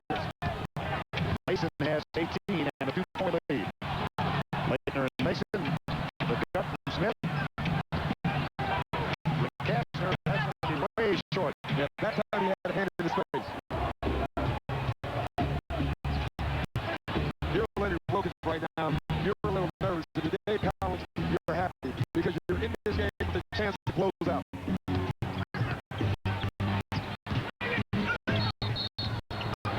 Offensive foul. As the ACC battle with Duke and North Carolina continues on the floor of the Georgia Dome. This one called on J.R. Reed.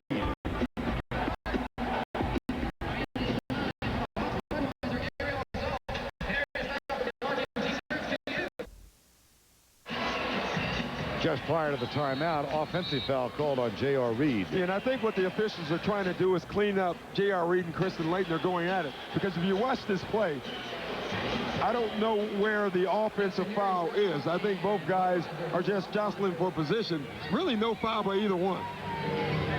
But J.R. Reed got it. Reed got tagged for it. Hornets by 2 with 9:18 to go. Mookie Blaylock back on the floor with his 4 fouls now. Lenny Wilkins said it's time. So Kastner and Wilkins and Blaylock rather at the guards. Corbin, Dikembe Mutombo, and Leitner as Steve Smith rests. Mason on Mutombo. Mason does such a nice job keeping Mutombo out of the paint. Blaylock is fouled by Wesley. Second foul. Well, I think what David Wesley is saying, that Mutombo tripped him into Mookie Blaylock. Second team foul for Charlotte. I mean, watch Mason. Mutombo runs into a wall, gets no position. Such a tough guy to move. And you know what? David Wesley has the beat because he was tripped accidentally by Mutombo, but from being tripped, it made him run into Mookie Blaylock. He continues to plead his case with... I've been there, and they never change. I tell you, I didn't understand it either. I kept talking anyway.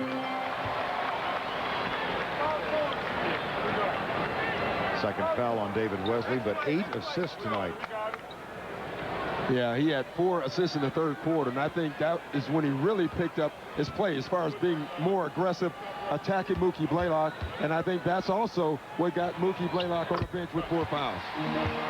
Blaylock's first trip to the line tonight is successful. He hits both, and we're tied again at 70 with 8:50 remaining. Here's Del Curry with Kasner. Mookie Blaylock guarding Wesley. Anthony Mason and Mutombo. Remember what Mason told you last week in Charlotte? Right after game 1, I can get my shot off on Mutombo anytime I want to. And what he does, he bangs him with the body. It gets Mutombo off balance, and then he pays away with the shot. Anthony Mason with 20 points tonight. Charlotte up by 2 again. See, the difference is Mutombo's trying to bang, and it's a tough bang. I like what Mutombo just did. He just raised up and shot it. He's bigger. He can get his shot off. The key for him is positioning. Tied at 72. Del Curry and Kasner. Now David Wesley just inside the line for 2. You give David Wesley a good look at the basket, he'll make it. Very much like Kasner. Wesley has 12. And here's Mookie Blaylock. 7:40 to go. Hawks facing elimination. Charlotte trying to move on to take on Chicago. Kasner. Leitner chases it down. But here comes Charlotte with numbers as Wesley has it. Kicks it out. J.R. Reed. Now that's a good look. Yeah, that was a good look. That could be a 10. Yes, Sidney Crawford.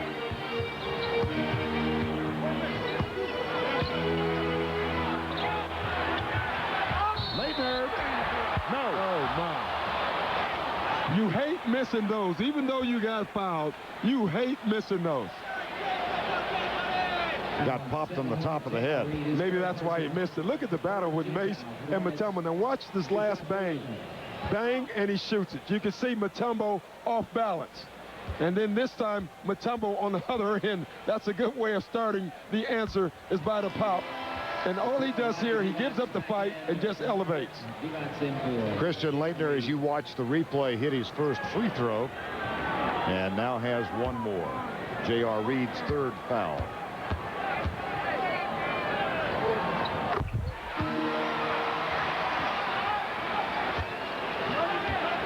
At the 7-minute mark, 74 all.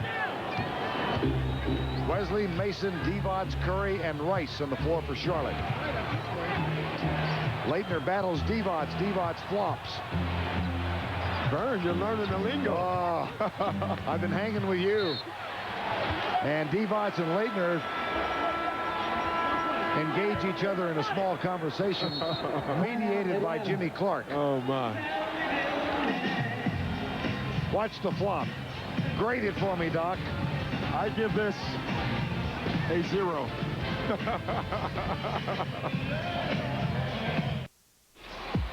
And now it's time to take a look at tonight's Dutch Boy in the Paint.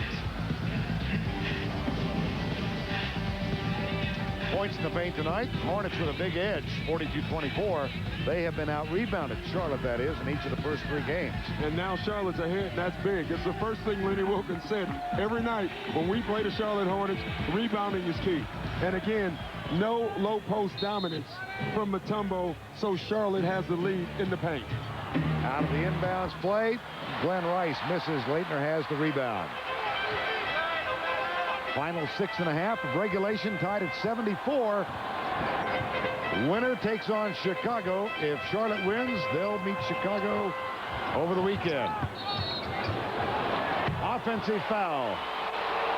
Well, he's going to say that Christian Leitner stuck his butt out and drew the foul. That's a call they always watch. Now let's check in with Cheryl Miller. Thanks a lot, Vernon. Doc, out of this last timeout, Lenny Wilkins started yelling, hey, this is it, guys. This is it. We need to make some defensive stops. And he looked at Corbin and gave him a personal challenge. You have to shut down Glenn Rice. Stay on him. If there's any switches, you guys got to make sure you're talking out there defensively. Back to you guys. All right, Cheryl. Mason. Once again, whoa, he uses his body, knocks Mutombo off balance, spins, and lays it in. Mason has 22, and Charlotte's up by 2. Right now, Atlanta's talking about Glenn Rice. They better start talking about Anthony Mason because he is going at it. At the other end, it's Mutombo. The double comes from Wesley. He takes that little jump hook, and Rice has the rebound. 5:40 to go in regulation. Leitner out on Wesley. Here's Anthony Mason. Kicks it out to Divac. Wesley calls for it. Blaylock's out on it. Mason again. That's why Lenny Wilkins is calling the timeout. He's going to say not only Rice, but also Anthony Mason is having a big game against us right now. He's doing everything. Watch him. That knocks Mutombo off balance, spins, and lays it in. He's a powerful player.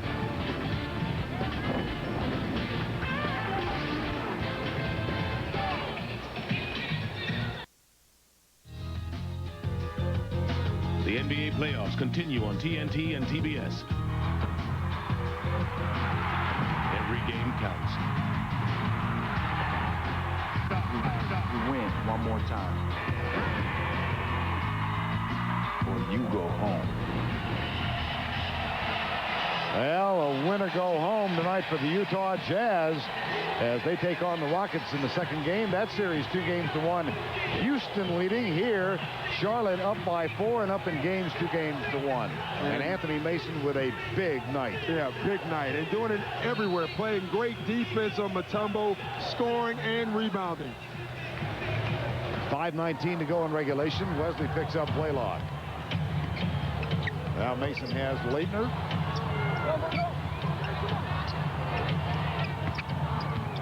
Steve Smith. Underneath the Leitner. Too strong. Corbin chases down the loose ball. Saved by Charlotte's David Wesley. He's everywhere right now. He's the guy with more energy. Curry and Wesley. Mason again.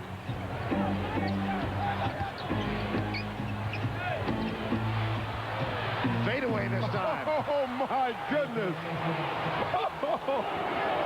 The dribble move was impressive.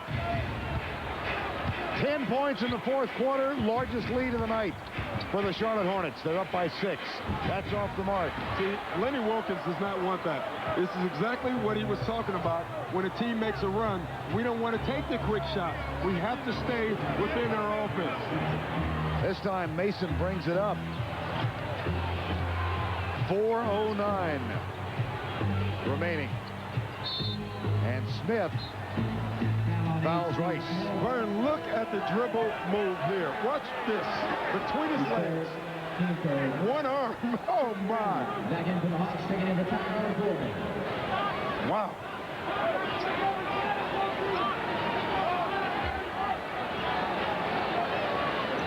Atlanta 2 for 8 in the fourth quarter, and they trail by 6. Here's Wesley. Kicks it out to Divac. Yes. Vlade Divac is having himself a terrific series. Again, before this series started, it was all talk about Mutombo. Vlade has outplayed him. Chucky Brown off the bench for Atlanta. And he stops an 8-0 run. Yeah, that was a big basket because they were a play away from a timeout from Lenny Wilkins. As a matter of fact, he was standing, he was about to call it before that play. Charlotte by 6, 3:25 remaining. Mason goes left. Brown flies at Rice. The pump fake, and the shot is good. See, right now what's happening is now Atlanta is thinking about Anthony Mason, and they're forgetting about Glenn Rice. That was way too easy for Glenn Rice. Ball on the floor, foul call. That's a bad call. You know, he did get hit, but he had lost the ball. It was a free ball. Watch Glenn Rice here lose his defender. And then the pump fake from Rice. Harry the Hawk urging defense once again.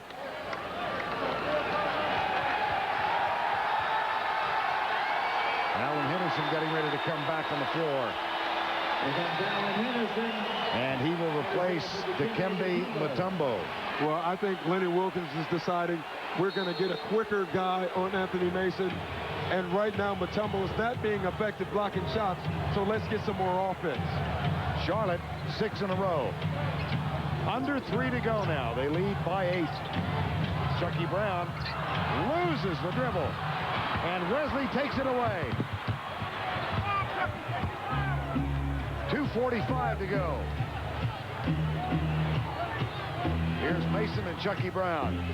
Leitner picks up Devons. Henderson on Rice. And Smith trails David Wesley. Oh, my. It doesn't matter right now. When you're in a zone, you're in a zone.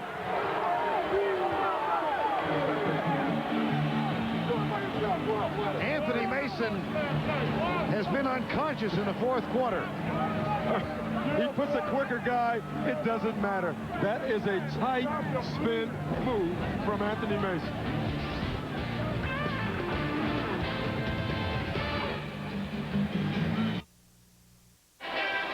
There are a lot of deuces on that list, but one of those guys has a 1 in front of his 2. Yeah, and that's the big one. And before the game, we were talking about Anthony Mason talking to his team about closing out a series, and he was telling them how to do it.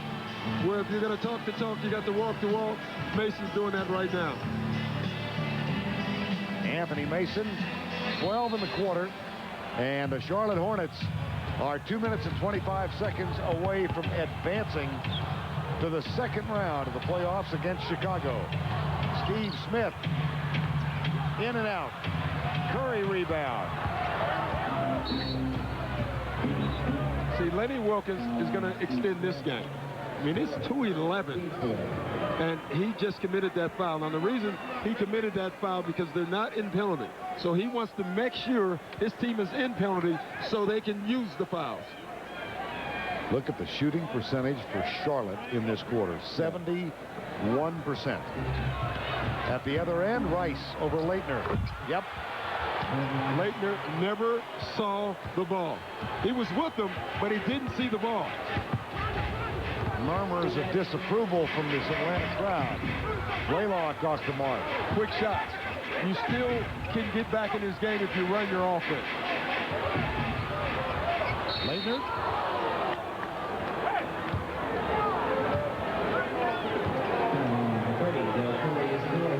Del Curry. Look at this inbound play. I can guarantee you that's not the pass Dave Collins wanted. But Leitner never saw the ball, or he saw it too late. And leaving Glenn Rice open is not a good thing.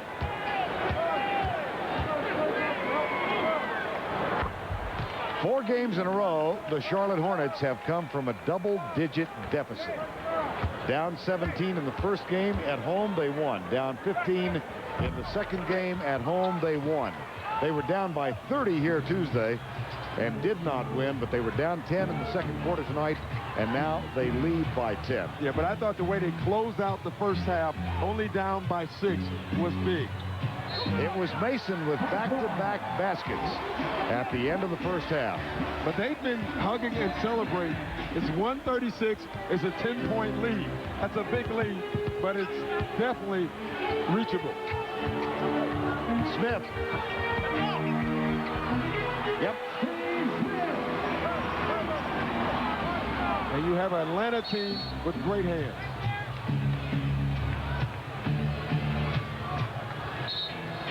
Time is called here at the Georgia Dome with 1:26 to go in regulation.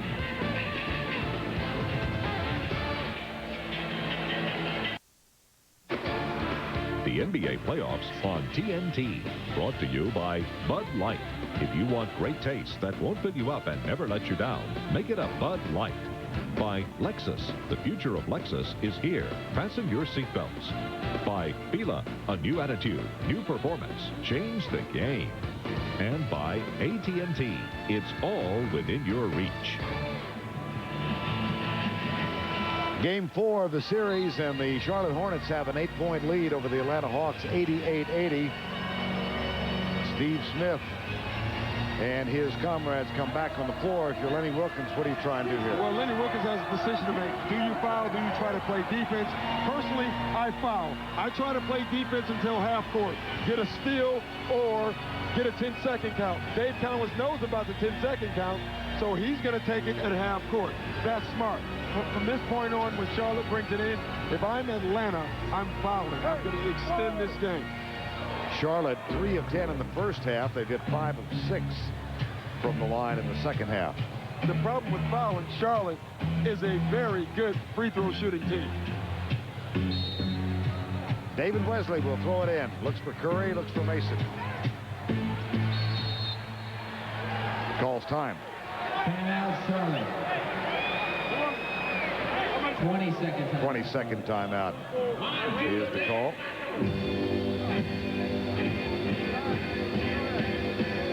Second game of our doubleheader tonight on TNT from the Summit in Houston. The Houston Rockets with a 2-1 lead on the Utah Jazz. I saw in the paper today that somebody's going to award Kenny Smith the Nostradamus Award if Houston wins this. Kenny was quoted before the series began as saying he made up a word. He said he thought that Utah was fat cattish. He sure did. And I was with him when he said that. And I questioned. Why didn't you correct him? I couldn't. I thought it was a good use of words. Well, that'll be. What do you think now if you're Atlanta and you're down by 8? Well, you foul, and you foul right away. The problem with who do you foul? You have to foul whoever catches it and just hope they miss. Lenny's going with defense. No, he's going with the foul. You know what, Lenny Wilkens, that was pretty smart. What he was trying to do is steal the inbounds pass. Once Wesley caught it, then he fouled. 5th foul on Mookie Blaylock, and Wesley goes to the line. A perfect 3 of 3 so far tonight. Well, you look at the guys out on the court. Who do you foul? And you foul Anthony Mason. But the way he's been shooting of late, he'll make anything. Disappointing series for Mutombo. I'm sure they thought they had a huge advantage. They thought that they could dominate down low. Never really got into it. I thought Dave Cowens did a smart job by putting Anthony Mason on him. 1 of 2 in this trip for Wesley. And a 9-point deficit looking Atlanta. Here's Smith, Blaylock, Leitner. They have been frigid in the fourth.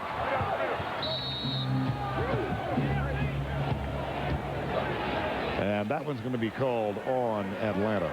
Now, you know what Lenny Wilkens is thinking? When we needed you to be patient offensively, you took quick shots. When we needed you to take a quick shot, you were patient.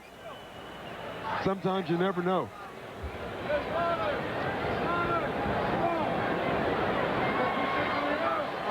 Charlotte, 34% of the loss the other night. Look at the numbers. Look at the second half for Charlotte tonight. You know what that is? First quarter, they didn't know if they could win. Second quarter, they got closer. They cut it to 6. They started believing. By the end of the third quarter, they were for sure that they could win, and now they're on fire. And then Anthony Mason. Leitner clears it. A 10-point game, 1 minute to play. Pick and roll. Blaylock off the mark. Rebound, Glenn Rice. And the Charlotte Hornets are 45 seconds away from winning in Atlanta and winning the series 3-1. And you know what you're thinking right now? Why didn't Glenn Rice pass the ball? Because Dave Collins told him not to. You're the best free throw shooter on the team. You keep the ball in your hands. Make them foul you. You can see it took Atlanta 10 seconds to foul Glenn Rice because they didn't want to. That's Bob Bass, and he's done one heck of a job bringing this team together. He has a tough decision to make. Geiger or Vlade Divac. Both free agents. Or both. And Rice, well, listen, with the miss.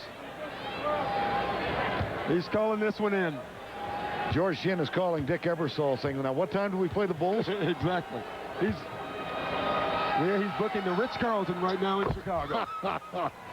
If the lead holds, and it would appear that it will, it'll be game 1, Chicago and Charlotte from United Center, 5:30 Sunday on NBC. Here's Leitner from the corner. David Wesley.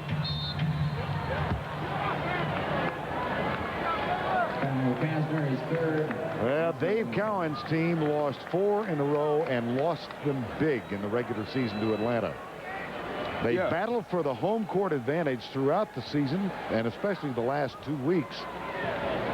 The last 2 games, and I think those last few games really were big. It played big for Charlotte. Charlotte came out in game 1, struggling still against Atlanta, found their step, found their way, and won that game. And that one game turned this whole series around.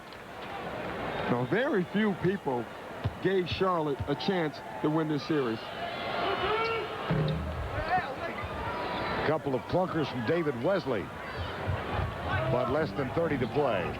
Here's Smith, and they will let him go unimpeded to the basket. Vlade Divac inbounds. Mason's open at the other end, and they'll milk some clock.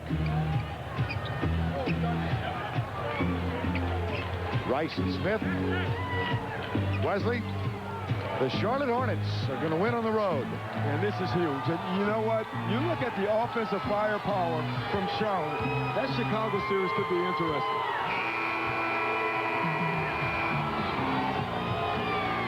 Second time in the history of the franchise that the Charlotte Hornets have advanced beyond the first round. Dave Cowens in his second year as head coach. Vlade Divac had a big night, but there was none bigger than Anthony Mason's. Yeah, he brought it home for the team. He told him you had to go get it if you wanted to close it out. 29 points tells me Anthony Mason went and got it. Complimented by Glenn Rice with 26. And the Charlotte Hornets win the series 3-1. And here's the picture in the East now. Chicago swept New Jersey 3-0. Charlotte wins it in 4 over Atlanta. Indiana has advanced, and of course Miami and New York play game 5 Sunday in Miami on NBC.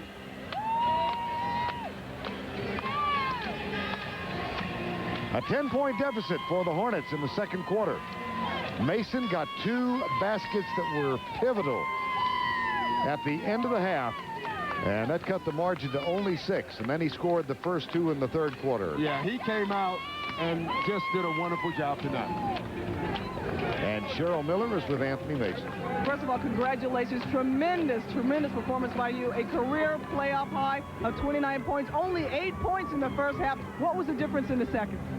Well, first of all, I'd like to give glory to the Lord upstairs. Without him, this wouldn't be possible. Kept both teams from injuries, allowed us to play the best basketball we could play. The difference in the second half was, we were more aggressive, more subtle. We played with force. That was the difference in the whole game.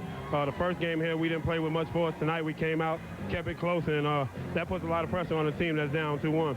Anthony, in the second half, it just seemed like you came out with more purpose, more fire. Did you feel like you had to put the team on your back and carry them? Yeah, you get tired of playing the Hawks. That's a very talented team. They can put you away. They can run off big spurts, and we didn't want to continue to let them stay around. So I wanted to do the best I could, play with as much effort and force as I could, and hopefully get the job done, and I was allowed to do that. All right, not a whole lot of time to savor this win. Sunday you go up against the Chicago Bulls. What type of effort will it take for Charlotte to get that game won? I don't shoot down the Hawks, but it's going to take that effort and more. Chicago's defending champions. They got a lot to be proud of. They come out with wearing it on their chest, and we got to come out and play with a lot of force. All right, congratulations. Big win. Let's go back to you, Vern. Doc. Thanks, Cheryl. In each of their 3 victories, as they went nose to nose with the Atlanta Hawks. The Charlotte Hornets overcame double-digit deficits and got the win. For Doc Rivers and Cheryl Miller, I'm Vern Lundquist. Stay tuned for Utah and Houston.